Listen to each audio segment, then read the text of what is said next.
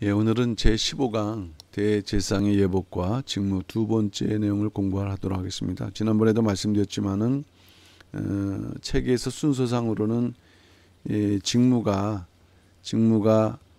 나중에 나온 부분인데 그 내용을 이제 우리가 조정을 하면서 직무를 먼저 하면서 제사장의 예복까지를 14강에서 공부를 했고 15강은 순수하게 대제사장의 예복을 주제로 공부를 하도록 하겠습니다. 모든 성경이 그렇지만은 이렇듯 대제사장의 예복이라는 것을 통해서도 그 대제사장이신 예수 그리스도의 그 구속 경륜을 나타내고 있다. 그런 면에서 이 구속사 시리즈 6권에는 예복이 그림으로 잘 형상화되어 있거든요. 그러니까 성경에 입각해서 그것을 이렇게 형상화시켰다고 할 때 또 이렇게 새롭게 이거 얼마나 놀라운 작업인가, 또 그것을 통해서 하나님의 구속 경륜이 나타나고 있다는 바라는 면에서 저자이신 휘선 박윤식 목사님의 그 노고가 좀 많이 느껴지는 그런 시간이었습니다. 그러면 대상만 입는 거룩한 옷, 대상만 입는 거룩한 옷이라고 했습니다. 일단 그 예복에 대해서 개요를 하게 되면은 하나님께서는 아론에게 거룩한 옷을 지어 입히셨다라고 말씀했고, 이 대상의 예복은 아론의 그러한 그 후손들, 대상들만이 입는 거룩한 옷인데, 성경에서 보게 되면은 결국 이 거룩한 옷이라는 것은 인간성과 죄를 덮어주는, 아담과 하와가 범죄했을 때 부끄러움을 가리기 위해서 스스로 옷을 만들었지만 하나님께서 가죽옷을 입혀주셨다. 그러니까 인간의 그 최초의 옷의 역할은 이렇듯 가려주고 덮어주는 역할입니다. 마찬가지로 아론은 대장으로서 하나님께 나아가는 입장일 때 그가 안고 있는 죄를 덮고 하나님께 나아가는, 죄를 덮는 그러한 거룩한 옷의 의미로서 이제 만들어 주셨고, 이 옷을 입음으로 대상은 일반 대상뿐만 아니라 모든 사람들에게 더욱 성결하고 고결한 성품으로 이제 인정을 받는 도구였습니다. 그리고 이러한 의미가 있기 때문에 이 거룩한 옷을 입지 않고서는 절대로 하나님의 존전인 지성소에 들어갈 수가 없었다 하는 것입니다. 공무를 행할 수가 없었죠. 지난주에 공부했던 일반 대상과의 옷과는 비교할 수 없을 정도로 탁월하고 화려했다. 거기에 추가된 것은 금패가 있고 겉옷 받침이 있고 에봇, 중패, 이제 우리가 이 하나하나씩 살펴보겠습니다만은 이것을 보게 되면은 그야말로 광야 시대에 참 어려운 환경 속에서 최고의 품질, 최고의 기술로 만들어졌고 정성과 지혜가 총동원되어져 제작된 옷이라는 것을 알 수가 있겠습니다. 그러니까 그 당시에 그 옷을 입었다는 것만으로도 대단히 그 백성들에게 권위가 설 수 있는 그런 옷이 되겠습니다. 그렇지만 결국 성경은 예수 그리스도를 증거할 때, 예수님이 대제사장이시면서도 이 의복은 예수님의 성품을 증거하는데 완전하신 성품, 성결하신 성품. 고린도전서 1장 30절 말씀 보게 되면은 예수 안에 있는 성품을 지혜와 의로움과 거룩함과 구속함이라고 말씀하고 있는데, 결국에는 이러한 성품들을 예복으로 또 보여주고 있는 것이라고 하겠습니다. 대상의 예복의 이름들은 성경에서 어떻게 되어 있는가? 일단 일반 제사장의 옷과 구별되어서 첫째 거룩한 옷이라고 했고요. 두 번째 아론의 옷이라고 했습니다. 대장이니까. 세 번째 아론을 위한 거룩한 옷. 네 번째 아론의 거룩한 옷. 결국 여기에서는 아론과 거룩이 공통적인 내용들인데, 이 대제사장이라는 것, 그리고 거룩해야 된다는 것을 이제 말씀을 해주고 있습니다. 어쨌든 대제사장의 예복은 대단히 정교하게 지어졌다. 아주 정교하게 지었고 세밀하게, 그리고 아름답고 또 하나님의 그 영광을 나타내는, 그러면서도 거룩함을 증거하는 그러한 어떤 역할로 이 만들어졌다라고 할 수가 있겠습니다. 그래서 평상시에 대상이 그 예복을 입었을 때 대상이라는 그 직분의 위엄을 나타냈고, 또 직분을 통해서 나타나는 그 영광, 또 그 하나님의 영광이 그를 통해서도 나타나는 대단히 화려하고 아름다운 옷을 입고 그 직무를 이제 감당을 했지만, 그러나 단 대속죄일 7월 10일에는 그가 입은 옷 가운데서 에봇 판결 흉패 금패는 달지 않았다. 왜냐하면은 백성들을 향해서는 하나님의 그런 위대하심, 그런 영광을 나타내야 되는 면에서는 이것을 갖춰야 되지만은, 대속죄일은 이제 하나님께 나아갈 때 이것이 불필요한 거죠. 이러한 영광이 오히려 겸허한 마음이 필요했다. 제물의 피를 가지고 백성의 죄를 속함받는 날인데 화려한 옷이 필요한 것이 아니에요. 성결을 상징하고 또 겸허한 마음을 표현하는 흰색 세마포만 입고 하나님 앞에 나아갔다고 말씀을 하고 있습니다. 하나님께서는 이 거룩한 옷을 입을 것을 영원한 규례로 말씀했어요. 영원한 규례. 이제 신약에서는 이것이 영적인 의미로 이렇게 승화됐지만은, 어쨌든 그 당시에 그 이스라엘 백성들 제사 제도가 시행되는 그러한 산에서는 반드시 이 옷을 입지 않으면 안 된다. 아무리 아론이고 제사장이라 할지라도 오히려 이 옷 때문에 그들이 보호받을 수 있고 또 그 직분이 인정받을 수 있다.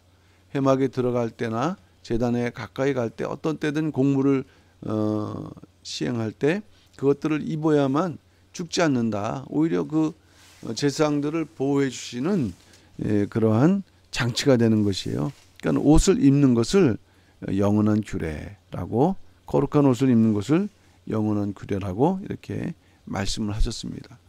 또한 그렇기 때문에 이 옷은 어떤 경우에도 찢지 말라. 어떤 경우에도 찢지 말라. 그러니까 우리가 그 다윗이 그 법궤를 다윗성으로 옮기려고 할 때 그 소가 놀라서 그 법궤가 떨어지려고 할 때 그 웃사라는 사람이 그것을 붙들었지만 죽었거든요. 그 입장에서는 대단히 선한 일을 한 것 같지만, 그런 경우에도 법궤에 손대지 말라는 하나님의 명령이 우선일 때 마찬가지로 찢지 말라.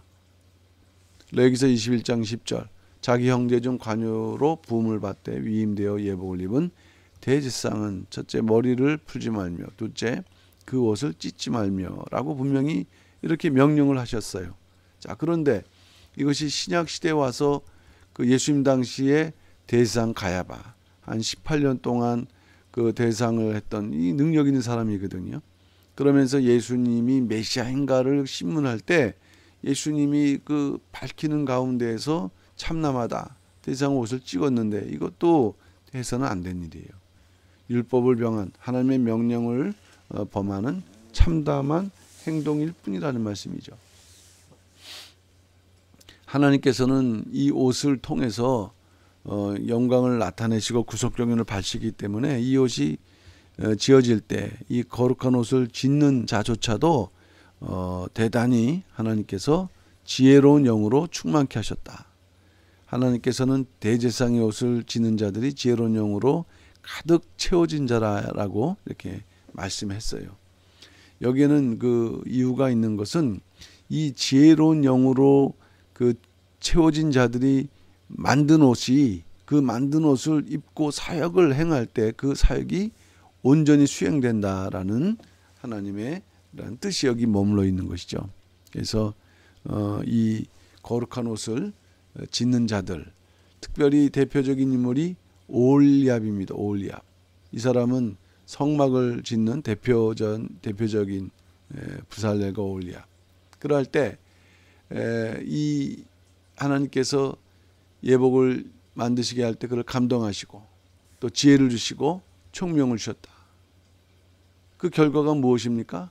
그 결과가 뭐냐면은 그 명하신 일이 성취된 것은 뭐냐면 예복이, 대상의 예복이 그 아주 어려운 환경 속에서 그것이 그 명령하신 대로 성취가 됐다는 것이에요.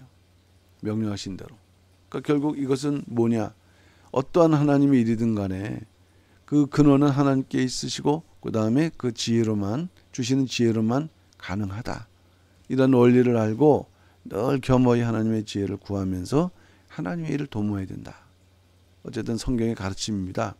지금 우리는 대상의 예복에 대한 말씀을 하고 있지만 거룩한 옷을 짓는 것조차도 하나님께서 이렇듯 지혜로운 영으로 충만케 되었다라는 것을 이렇게 말씀하면서 이 모든 하나님의 모든 일의 근원이 바로 하나님과 하나님 주신 지혜라는 것을 우리에게 분명하게 거듭 말씀해 주고 있습니다. 그러면 이제 좀 더 구체적으로 제사장과 달리 대상만이 입는 예복은 어떤 것들이 있는가? 이거는 분명히 제사장과 구별하는 특별한 신분, 대상의 특별한 신분을 이제 외적으로 표시하는 의미가 있고요. 두 번째는 구속 경륜이 여기에 담겨져 있는 것입니다. 자, 첫 번째가 뭡니까? 관입니다. 관. 미츠 네페트. 사실은 이제 머리에 쓰니까 모자 같은 개념이죠. 그 제사장은 이렇게 볼수록 산의 그러한 그 원어적인 배경 속에서 이렇게 볼수록 튀어오는 형태인데 비해 이 대상에 쓰는 관은 좀 다릅니다. 제사장의 관 모양과 달랐다고 했죠.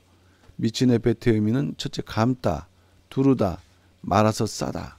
우리가 터번 형태로 빙빙 돌려가며 짠다 할 때는 이러한 어떤 형태로 생각할 수 있는데 그림을 보게 되면 오히려 이제 이 세로 형태로 이렇게 빙빙 돌려가면서 중간중간에 이 실로 꿰매면서 형상을 만들었겠죠. 예. 그래서 오히려 이런 볼록한 형태가 아니라 이러한 좀 그 사각형 형태의 형태로 이따가 이제 사진을 보겠습니다만은 두 번째는 이 전면에는 금으로 만든 패가 있었다. 이 패는 여호와께 성결이라는 글이 새겨져 있다 했습니다. 그리고 요 청색끈으로 관 앞에 매도록 이렇게 관이 있다고 한다면은 패가 있고 청색끈으로 이런 식으로 여기 부착될 수 있도록 이렇게 하였다는 것입니다. 패라는 말은 히브리 말로 치츠인데 꽃 또는 빛나는 물체. 그러니까 거룩한 이 패라는 의미인데, 자 그림을 보시게 되면은 일단 이것이 이제 관이죠. 그러니까 세로 형태로 이렇게 둘둘 터번 형태로 만들고 고정을 시켰고 그 앞에 여호와께 성결이라는 금패를 이 청색끈으로 이렇게 둘러서 이렇게 형상을 시켰다는 것이에요. 일단 이 관의 기본적인 그 재료는 요거는 이제 가는 배실로 세마포 재질로 만들었다는 것이고요. 자, 그러면 이 구속사적 의미가 중요할 때 첫째로 관에 대한 부분입니다. 대상의 관. 이것은 거룩을 표시한다. 레위기서 8장 9절 대상의 관을 거룩한 관이라 했습니다. 스가랴 3장 5절에서는 정한 관이라 했어요. 정한 관. 정하다는 거 타우르로서 순수한 또는 흠없는. 그러니까 결국 거룩해야 된다. 거룩. 자, 그런데 이 신약에서는 대제사장신 예수께서는 영광과 존귀로 관을 쓰셨다라고 했어요. 히브리서 2장 9절 곧 죽음의 고난 받으심을 인하여 영광과 존귀로 관을 쓰신. 결국 대제사장들이 쓰는 그 관의 의미는 영광과 존귀의 의미가 담겨져 있어요. 그것을 통해서 또 예수님을 예표하는데 이미 예수님께서 쓰신 관은 영광과 존귀라 하니 이것이 바로 그 대상들의 그 관을 통해서 하나님의 영광 또 존귀로운 존재다 하는 것을 이제 보여주는 역할이 관이라는 것이고, 이사야 선지자는 예언적으로 우리의 대상 예수 그리스도께서는 성도의 신랑으로 사모, 이건 관이거든요. 이것을 쓰게 될 것이다 하는 것을, 그러니까 결국 대제사장으로 인정받으실 것이다라는, 오실 것이라는 그런 예언적인 증거가 되는 것이죠. 마찬가지로 예수님께서도 그 관을 쓰셨다고 한다면은 예수 그리스도에게 접붙임받은 우리 성도들도 장차 하나님 나라에서는 거룩한 관을 쓰게 되어 있다. 첫째 의의 면류관, 둘째 영광의 면류관, 셋째 생명의 면류관이라 그랬어요. 의의 면류관, 영광의 면류관. 이제 이 땅에서 예수 믿고 구원받아서 영원한 그 천국 새 예루살렘 성에 입성한 그러한 성도들에게는 다 이렇듯 하나님께서 영원한 그 거룩과 또 영광, 영생의 그러한 축복의 간을 씌워주신다. 사도 요한계시록 4장 10절 11절에서 24장로가 자기의 면류관을 벗어서 하나님의 보좌 앞에 던지면서 하나님께 영광을 드리. 이것은 일단 하나님 앞에 영광을 이제 드리는 행위가 되는 거죠. 자기의 영광을 이렇게 던진다는 것은 하나님께 영광을 드리는 행위가 되는 것입니다. 예. 그 대상이 하나님 앞에서 관을 써서 머리를 가리운다. 이것은 자신의 생각과 뜻을 버리고 철저히 하나님께 순종한다. 또 여기에도 그런 의미가 담겨져 있죠. 영광을 돌리면서 내가 하나님께 철저하게 순종하겠습니다라는 그런 의미가 이 속에 이제 담겨 있는 것이라고 하겠습니다. 자, 이제 두 번째는 대상의 패입니다. 패, 성결을 표시하고 있다. 금패에는 여호와께 성결이라는 글이 새겨져 있다고 말씀드렸는데 성결, 거룩이라는 의미죠. 그러니까 이것을 새겨주시고 이것을 씀으로 인해서 성결의 패를 붙여주심으로 인해서 그가 결국 어떻게 됩니까? 거룩하다 인정을 받은 것이에요. 옷이 가려지고 또 이 관을 쓰면서 그 관에 성결의 패를 붙여줌으로 인해서 이 아론이 그 죄가 가려지고 거룩하다 인정받는. 그렇기 때문에 아론이 대상으로서 수행하기 위해서는 항상 그 이마에 이 패가 있어야 된다. 항상 거룩함으로 인정을 받아야 된다. 그래야만 그가 드리는 성물이 하나님께 연락이 된다. 이런 원리가 되겠습니다. 그러니까 이 패는 이 아론을 진짜 거룩으로 인정하는 하나의 증명서가 되는 것과 같이 출애굽기 28장 38절 그 패가 아론의 이마에 있다 그랬습니다. 아론의 이마에 성물을 여호와께서 받으시게 된다. 예. 이마가 그 사람의 인격을 대표한다. 그러니까 그것에 여호와의 그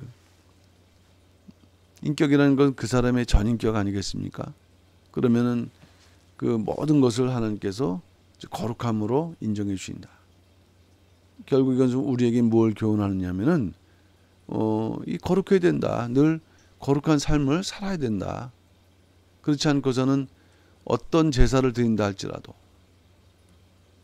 연락이 될 수 없다는 그런 교훈을 말씀하고 있죠. 그러니까 오늘날도 우리가 예배를 드리지만 예배와 별개의 삶을 산다고 한다면 그 별개의 삶으로 또 예배로 이어진다 할지라도 그 예배가 하나님께 연락되지 않는다는 교훈, 아주 엄중한 교훈을 말씀하고 있습니다. 스가랴 선지자는 이 대상 금패에 있는 여호와께 성결 이 그 문구가 예언적으로 말씀했죠. 말방울까지 새겨질 것이다. 말방울까지. 구약 때는 대상의 금패 딱 하나 아니겠습니까?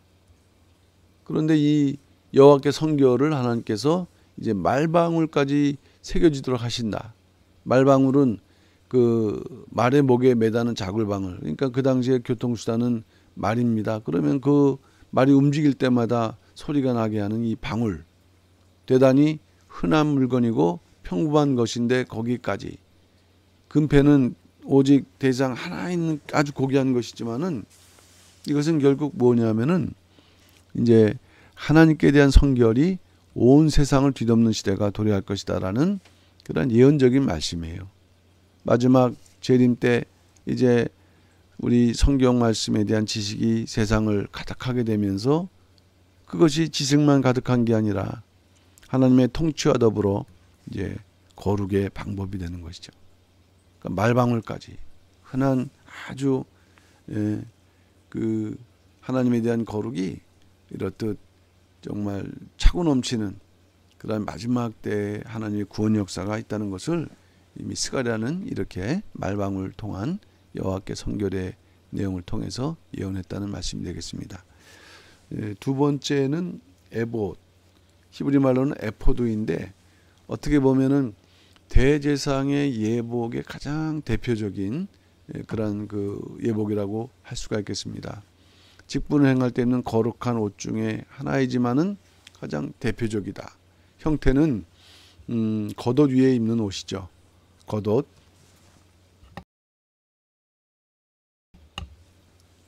겉옷 위에 입는 옷인데 소매가 없다. 또 무릎까지 내려오는 앞치마 같은 모양의 옷이다. 우리가 앞치마를 입게 되면은 이런 식으로 이제 앞을 가리지 않습니까? 그런데 이것은 여기 보게 되면 앞판과 뒷판.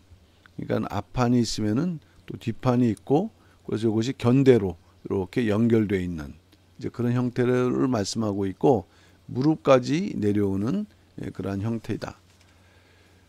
여기서 앞판과 뒷판 견대라고 했습니다. 강하게 연결돼서 끊어지지 않도록 하고 이렇게 결합해서 두 부분으로 구성된 것이 에봇이다. 그리고 에봇의 견대에는 호마노 보석 2개가 붙어 있다는 것이 되겠습니다. 자, 대상 어깨는 호마노 2개를 깎아서 금태에 물려 각 보석의 이스라엘 아들의 이름을 연치대로 나이 순서대로 각 6명씩 기록했다. 6명씩. 바로 이제 요 부분이 이제 견대에 달린 호마노 보석이 되겠는데요. 옷을 이제 그냥 보석만 단 것이 아니라 금테두리 안에 있는 보석에 그 이름을 새겨서 그것이 바로 이스라엘 아들들을 기념하는 보석이 되게 하신 것이죠. 그러니까 대상의 어깨에는 모든 이스라엘 민족이 그 어깨에 달려 있다. 그러니까 영광과 존귀만 받는 게 아니라 그가 감당해야 될 그 직무가 얼마나 무겁고 힘든 것인가 하는 것을 사실 또 보여주는 내용이라고 하겠습니다. 자, 그러면 요게 이제 에봇이죠. 요게 이제 바로 에봇입니다. 요게 에봇. 그리고 요게 견대. 그러니까 요 판이 뒷판에도 있는 것이고요. 그리고 이 견대의 호마노 보석이 요 테두리가 금태고요. 예, 요것이 에봇이다. 아주 화려한 모든 제상들 입는 옷이 아니라 대제상만 입는 옷이 된다 하는 것입니다. 재료는 금실, 청색 5가지죠. 자색, 홍색실, 가늘개꾼, 배실로 정교하게 짰다. 일반 요 대상이 아니죠. 일반 제상들이 입는 흰옷의 세마포 예복과는 매우 달리 이제 화려한 것을 우리가 알 수가 있겠습니다.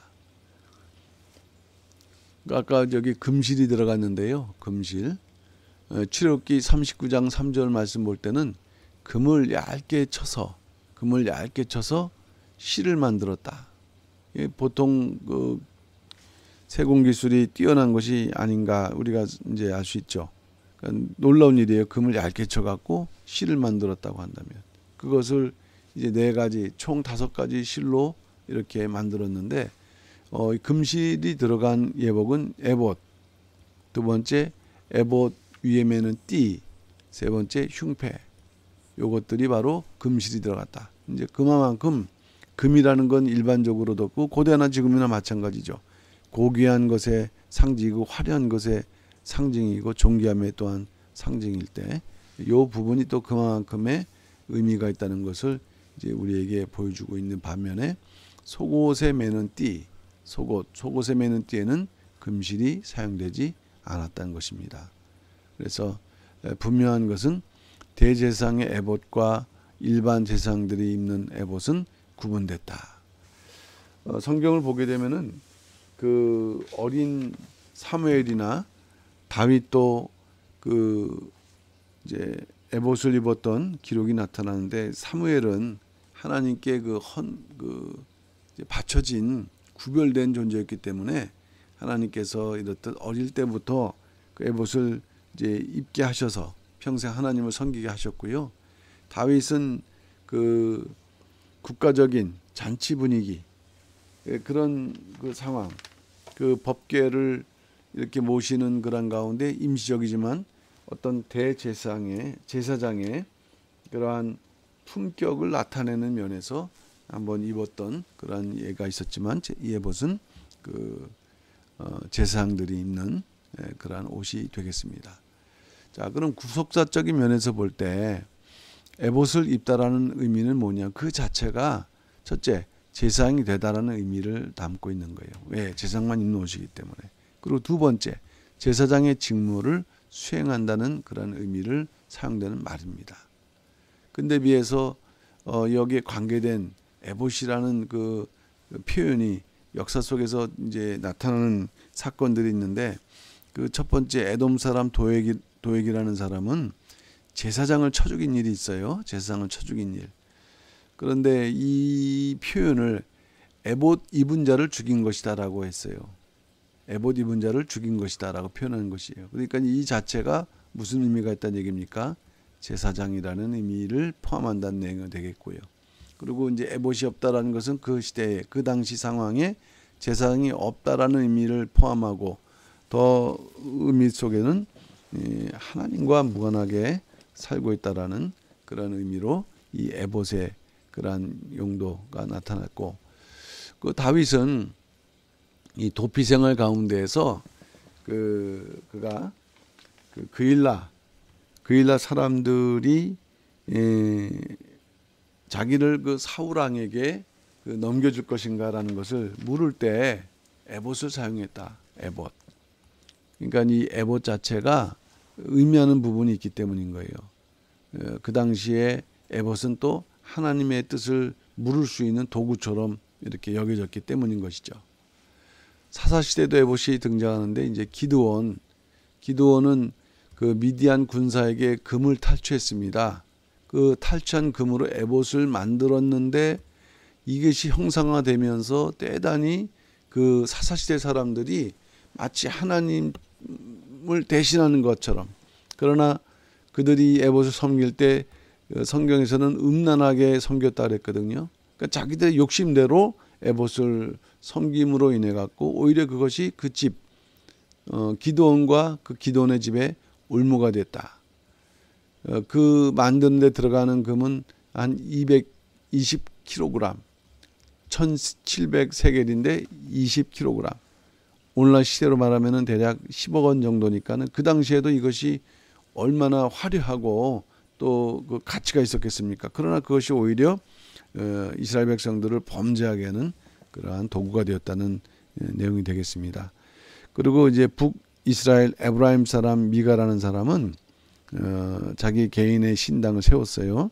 그리고 자기 어머니가 준 은으로 그 우상과 에봇을 만들었다. 이 에봇은 제사장에 입는 옷이라고 했지 않습니까? 그러니까 그 옷을 자기 아들한테 입혀갖고 제사장으로 삼은 것이에요. 그러니까 이게 얼마나 그 이제 무법하고 정말 범죄한 시대인가 하는 것을 알 수가 있는 것입니다. 사울도 이제 금식 명령 어긴 자를 찾을 때 그 하나님의 궤를 가져오라 명령했지만 실제로 가져온 것은 에봇으로 추정할 수밖에 없다. 왜냐하면 그 당시에 사울 때는 그 법궤가 기랏 여아림에 그 머물러 있었기 때문에 이것은 결국 뭐냐면은 에봇을 가져온 것으로 이렇게 추정할 수가 있는 것이에요.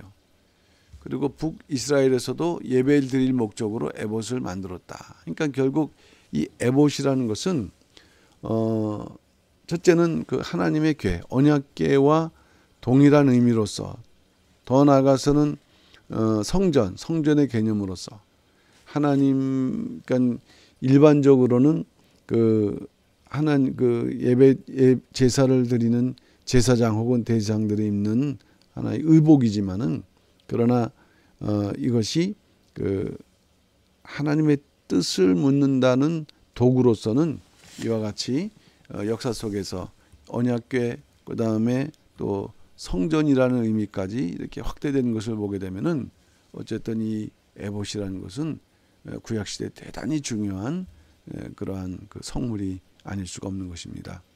에봇은 이처럼 하나님의 뜻, 신탁을 듣는 데 쓰는 수단이었고, 또 하나님의 지시를 또 깨닫는데 제사장들이 사용했는데, 이제 옷이니까는 쉽게 휴대할 수 있었던 그러한 물건이었다는 것을 알 수가 있습니다. 그리고 말씀드렸던 대로 대상 양어깨는 이스라엘 12지파 이름이 새겨진 호마노 보석이 있다고 했는데, 이 호마노 보석은 그 붉은색이고 또 그 줄이가 붉은 줄, 붉은색이라기보다도 이 붉은 줄이 거기에 이제 그 이제 그려져 있다는 것이에요. 붉은 줄이 호마노, 붉은 줄무늬가 있는 보석. 자, 이게 의미가 참 또 구속사적으로 연결됩니다. 어깨라는 것은 양어깨. 대상은 그 당시에 12지파 모두 민족의 그 죄 문제를 걸머지는 그런 의미가 있거든요. 그러니까 어깨, 일반적으로 그것을 책임질 수 있는 힘과 능력을 이제 상징하는데, 구속사적으로 보게 되면은 그 예수님 어깨는 십자가가 달려져 있거든요. 십자가. 근데 이 호마노 보석에는 붉은 줄무늬가 이렇게 가려져 있다, 들여져 있다는 것. 결국 이 하나님께서 호마노 보석을 양어깨인 것 자체만으로도 예수 그리스도, 특별히 십자가를 짊어지신 예수 그리스도를 연상시키는 그러한 도구가 되겠습니다. 이제 세 번째는 에봇띠가 되겠는데, 히브리 말로는 회쉐부, 아프다. 회쉐부, 아프다. 에봇띠죠. 에봇을 이렇게 묶어주는 띠, 또는 에봇 위에 에봇을 매는 띠로도 성경에 기록되어 있는데, 그러니까 허리에 감아서 앞으로 이렇게 묶게 되어 있다. 속옷도 띠를 매고 겉옷도 에봇띠도 따로 있다.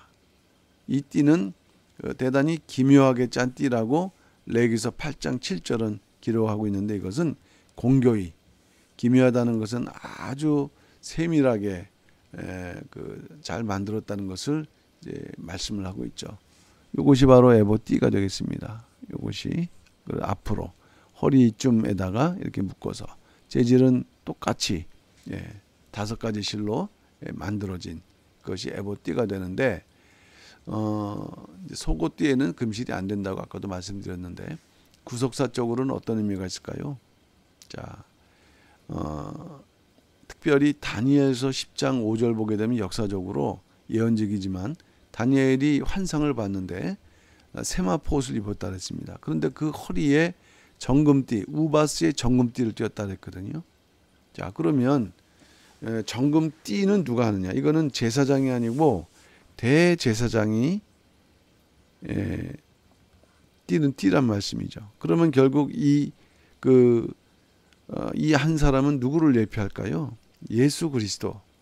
특별히 그 대제사장으로서 세마포 옷을 입고 정금띠를 띄었으니까, 대제사장으로서 예수님이 다니엘의 환상 속에서 등장하는데, 그러면 이 띠를 띄었다고 할 때는 항상 일을 하고 있는 상태니까 구속사의 완성을 위해서 끊임없이 일하고 계신다는 것을 다니엘에게 무엇을 통해서? 대제사장 혹은 대제사장의 예복을 통해서 보여주고 있는 것입니다. 그러니까 우리 역시도 이 허리에 띠를 이렇게 견고하게 띌 때 일을 할 수 있는 것처럼, 항상 그러한 띠가, 신령한 띠가 띄어져 있는 그러한 삶을 살고 또 각자의 사명을 감당해야 되겠죠. 그 다음에 이제 에봇 받침 겉옷, 네 번째 에봇 받침 겉옷 메일 하여포드입니다. 그 특징, 옷 정체가 청색. 이따 그림 보시겠지만은 그 에봇 안에 대상이 입는 옷입니다. 이제 가장 기본적으로 하얀 속옷이 있죠. 고이가 있고 속옷이 있고, 근데 그 위에 청색 옷을 입는데, 이것 역시 대상의 직분의 위엄과 권위를 나타내는 그러한 옷이다. 성경 혹은 이 광야 시대 그 성막을 짓는 과정 속에서 이 청색은 휘장, 문이죠, 문. 그 다음에 저기 문에 들여진 이제 하나의 그 장막인데요.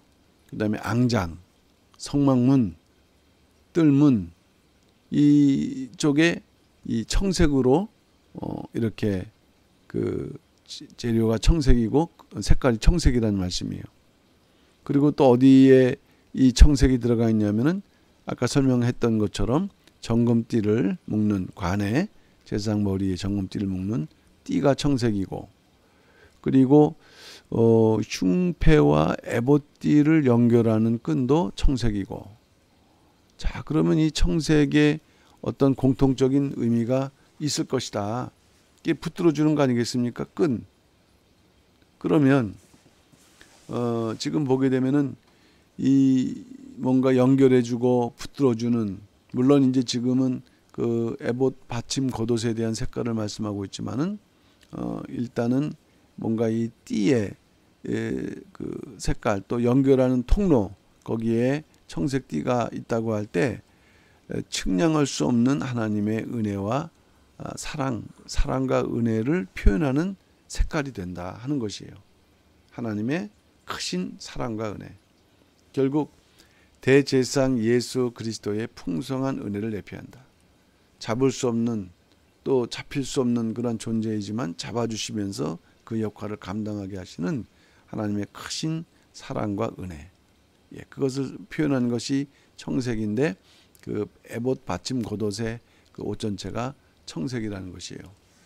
그리고 이 옷은 두 어깨 사이에 머리가 들어갈 구멍이 이제 있다는 것이고, 그리고 이제 아무래도 머리가 들어갔다 나와고 하다 보면은 찢어질 수 있기 때문에 상당한 주의를 기울여서 제작한 그러한 의류가 되겠습니다.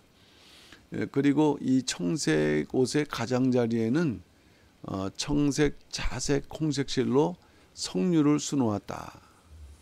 청색, 자색, 홍색실로 석류를 써놓았고, 그 사이사이에 정금으로 방울을 만들어서 이렇게 달도록 했다.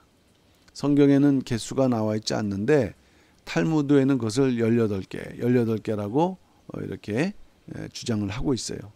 그러면 많은 과일 중에서 왜 석류냐? 석류는 가나안 7대 소산물 중에 하나로서 12정탐꾼이 메고 왔던 열매 중 풍성한 번성을 상징하는 과일이다. 이걸 보시게 되면 요 파란 그 의복이 바로 에봇 받침 겉옷이 되는 것이고요. 그리고 요 밑에 요 금방울이 달려 있고, 그다음에 석류방울이 달려 있어 갖고, 요것이 이제 하나씩 하여튼 탈무드에는 18개, 또 18개니까 총 36개가 달려 있다고 했고요. 또 청색에 관해서는 이와 같이 이따 설명하게 될 이 판결 흉패가 있는데, 요 판결 흉패를 연결하는 요 끈, 요것도 이제 청색이다. 이렇게 말씀을 드렸습니다. 재료. 요 재료는 에봇 바로 안에 에봇을 받쳐주는 이제 겉옷으로 무늬가 없다. 순수한 청색이다. 그래서 결국에는 청색 실로 이제 짜여진 것이죠.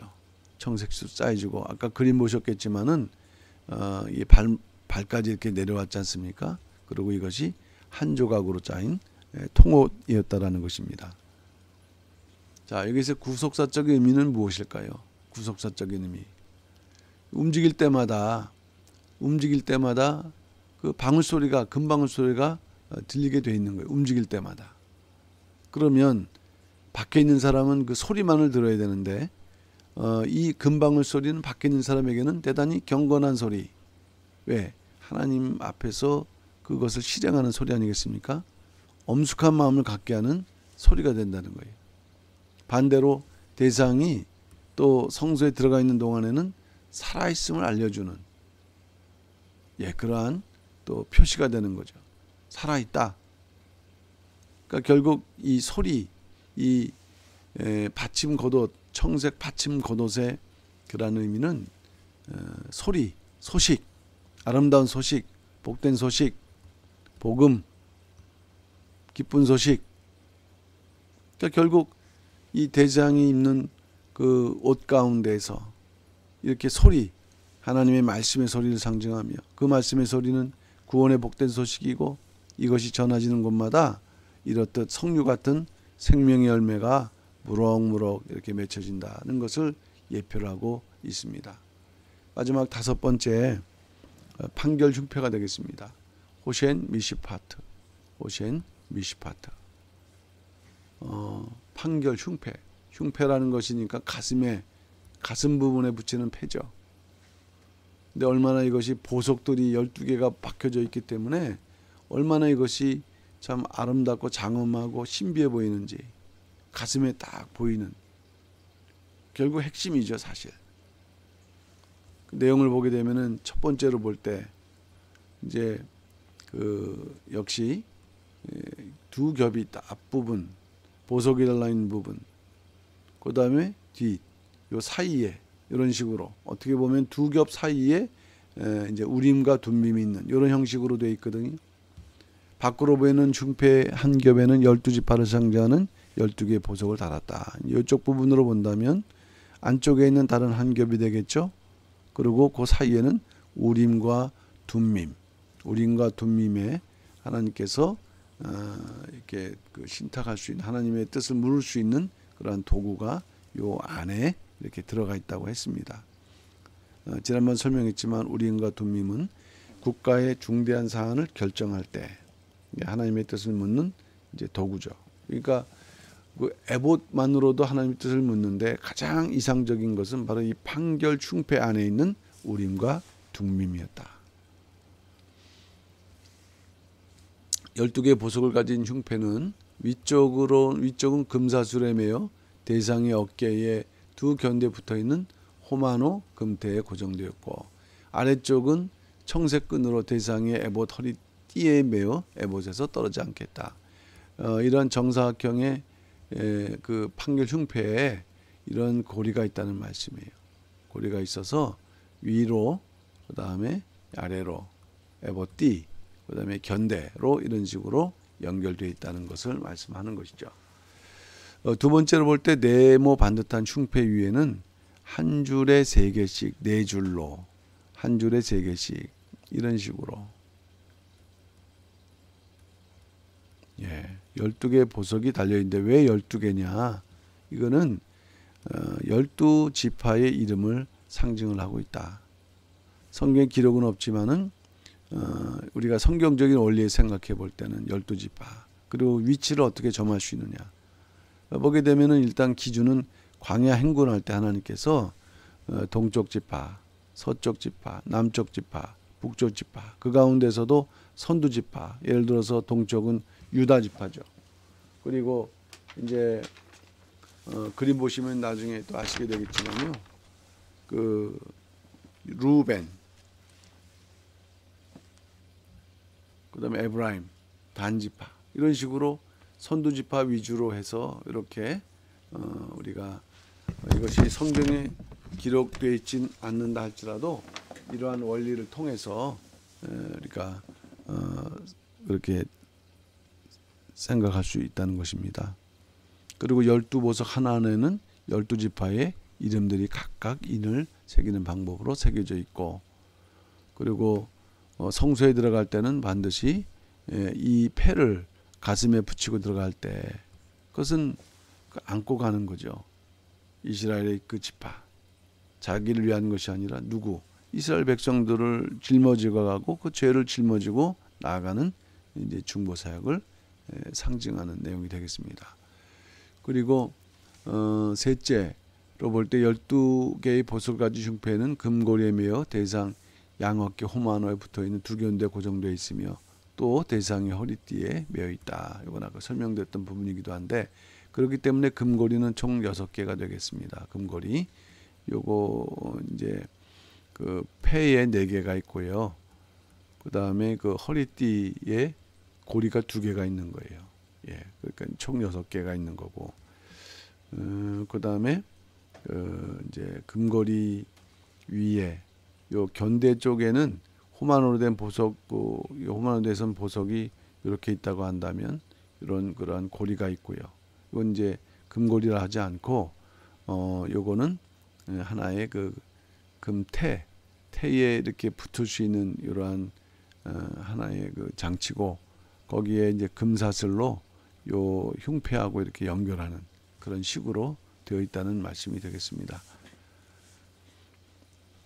그러니까 흉패 위쪽과는 금사슬로, 다음에 흉패 아래쪽 에봇 띠 쪽으로는 청색 끈으로 이렇게 연결되어 있다. 예. 그리고 청색 끈은 뭐 아까도 설명했죠. 관 전면에 금패를 달 때도 쓰였다. 어쨌든 잘 부착될 수 있도록 이렇게 했다는 것입니다. 자, 바로 이것을 통해서 보게 되면은 고리가 이것이 바로 이제 에봇 판결 흉패죠. 그러니까 이렇게 유다 지파, 루벤 지파, 그 다음에 에브라임 지파, 단 지파, 요 세 지파 가운데 이제 선두 지파, 12지파 총 12가 있고 고리가 요 판결 흉패 네 구석에 있고, 그 다음에 에봇 그 띠에 고리가 2개 있고 청색 끈으로 연결돼 있고, 그리고 그 이제 호마노, 금태에 물린 호마노하고는 요 금사슬로 요 그 고리와 연결해 갖고 이제 고정했다는 것입니다. 흉패도 에봇과 같은 재료로서 아주 정교하고 아름답게 제작을 했다. 크기는 22.5cm 네모 반듯, 그리고 금색, 청색, 자색, 홍색실, 가는개건, 배실로 만들었고 2겹이다라는 거. 자, 여기서 네모 반듯이라는 것은 제사장 중보사에게 어떤 공평함, 공정, 공의, 이런 의미를 지니고 있습니다. 마지막 구속사적 의미가 되겠는데, 12지파 이름이 새겨진 12보석의 흉패가 거기에 대상의 그 에봇 위에 붙여 있다. 이것은 선택된 성도의 이름은 생명책에 확실히 기록될 거다라는 것을 보여주고 있는 것입니다. 그러니까 가슴이라는 것은 사실 제일 중요한, 몸에서 중요한 부분 아니겠습니까? 심장이 있고. 그러니까 12보석은 이스라엘 그 백성을 상징할 때 대상 가슴에 그것이 있다는 것은 이제 그 구약 때에도 그 품었다는 거고, 또 신령한 그러한 그 대상 예수 그리스도께서도 그 하나님의 뜨거운 사랑으로 이스라엘 백성들을 품고 보호하신다는 의미가 이 가슴에 이렇게 붙여 있다는 의미 속에서 담겨져 있고, 또 그에 비해서 아까 12개의 보석이 일정한 간격으로 자기 위치를 지니고 있거든요. 그것은 자기에게 주어진 사명의 자리가 있다면 절대로 떠나지 말라. 그 12지파 가운데는 광야 생활하면서 또 더 불안한, 또 성장한 지파가 있는 반면에 범죄함으로 인해서 축소되는, 그렇지만은 분명한 것은 다 거기에 들어가 있다는 거예요. 예. 그렇기 때문에 각각 하나님께 주신 재능이 있다면은 그 주어진 재능대로 충성을 다해야 된다. 그것이 바로 하나님께 영광을 돌리면서 살아가는 길이다 하는 일이 되겠습니다. 그러니까 흉패는 어떻게 보면 대상 입장에서는 예복보다 더 중요하고 그 마음이 더 쓰이는 것 아니겠습니까? 늘 살피게 되는 거죠. 그러니까 결국 뭐냐면은 이 12보석이 이스라엘 민족인 것처럼, 또 신령한 의미에서 교회와 그 구성원들, 성도들이 그 보석들이라고 할 때 그 예수님, 그 대장 예수님께서는 그 보석들을 그렇게 늘 살피는 것이에요. 그러니까 또한 우리는 그 이제 한 지체면서도 그 지체대로 올바로 살아가야 된다. 그리고 아까도 뭐 금사슬이든 청색띠든 간에 아주 견고하게 이렇게 붙어 있을 때 이렇게 별도의 물건 같지만은 하나로 연결되었다. 그래서 조화를 이루고 있다. 그러니까 우리도 이러한 연합과 또 조화로운 삶을 살 수 있는 그런 신앙의 노력이 이제 요구된다는 것을 말씀하고 있죠. 어쨌든 그동안 공부했던 내용들은 이렇듯 첫 언약 아래 하나님과 사람 사이 중보자이신, 그 당시 구약 때도 대상이 그 역사를 했었을 때 이것은 누구를 예표하느냐? 예수 그리스도의 사역을 예표하는 그런 내용이다. 그러니까 우리가 크게 보면 대장 예수님을 예표해 이렇게 하지만 그 예복을 하나씩 살펴보면서 그 의미가 더 선명해지면서 또 그것을 깨달아갈 때 그 예수 그리스도에 대한 그런 우리가 믿음과 사랑이 더욱 이제 더 경건해지는 그러한 의미가 이 예복을 공부하는 데 있다고 할 수 있겠습니다. 독생자 예수 그리스도께서는 인간의 모든 죄와 연약함을 양없게 그 엽계 그 두 개의 보석 호마노 보석이 6개의 이름이 이렇게 담겨져 있지 않습니까? 호마노는 십자가를 예표한다 그랬어요. 그러니까 예수님은 이처럼 변함없이 우리를 이렇게 끝까지 붙들어주는 금사슬, 사랑의 금사슬, 또 영원히 죽을 모르는 하늘의 생명의 청색끈, 그러니까 금사슬 청색끈으로 붙들어 주신다. 이 정말 그 하나님의 그 높고 깊은 풍성한 하나님의 은혜를 상징하는 모든 도구가 되겠습니다. 하나님께서는 이것을 우리에게 알려주기 위해서 세세하게 연결고리, 긴 모양, 그 다음에 길이, 색상 이런 것들을 빈틈없이 지정하는데 이게 다 모두가 구속 경륜을 담고 있다. 예수 그리스도의 구속 경륜을 담고 있다. 우리가 구속사 시리즈 6권이 아니고서는 이러한 구속 경륜을 배울 길이 없었을 때 참 이러한 그 공부들이 좀 일상적이진 않지만 대단히 우리에게 유익한 시간이 된 줄로 믿습니다. 이렇듯 하나님의 사랑은 세밀하신 또 간섭하시는 역사일 때 우리는 그 품 속에 있다. 그런 하나님을 끝까지 우리가 잘 믿고 나갈 때 우리는 영원토록 빛나는 기념비적인 생애를 살게 될 것이다 하는 것이 오늘 그 대제사장 예복을 통해서 주시는 결론이라는 것을 깨달으시고 우리에 대한 사랑과 간섭을 우리가 깊이 헤아리면서 그 믿음으로 끝까지 승리하시는 우리 모두가 되어야 될 줄로 믿습니다. 오늘은 여기까지 하도록 하겠습니다. 감사합니다.